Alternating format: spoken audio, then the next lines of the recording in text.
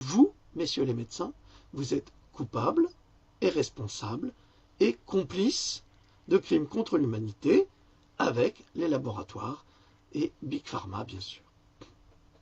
La chimio fonctionne donc de la même manière. Elle tue seulement les cellules cancéreuses les moins nocives, celles que le corps peut gérer en toute simplicité. Les cellules qui restent sont plus létales, donc mortelles. Ce sont les cellules souches du cancer, les CSC, qui résistent au traitement traditionnel pratiqué dans les hôpitaux.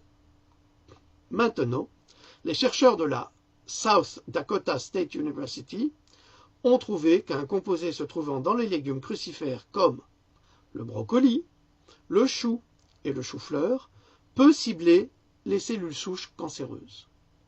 Là, on ne parle pas des tumeurs, on parle des cellules souches, on parle du distributeur, on parle de celui qui va les créer et les recréer à l'infini. Et ça se trouve dans le brocoli, dans le chou et le chou-fleur, et ça peut détruire les cellules souches.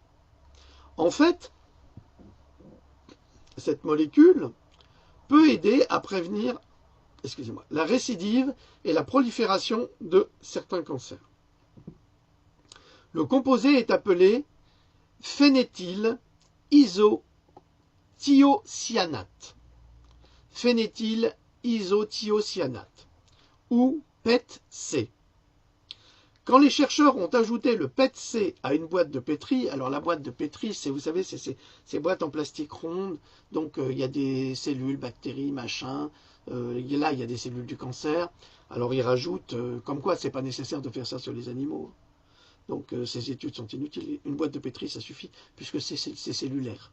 Donc ils ont mis donc ce phényl-isothiocyanate avec une cellule cancéreuse. Donc, quand les chercheurs ont ajouté le PET-C à une boîte de pétri avec des cellules souches humaines de cancer du col utérin, environ 75% des cellules souches cancéreuses sont mortes dans les 24 heures.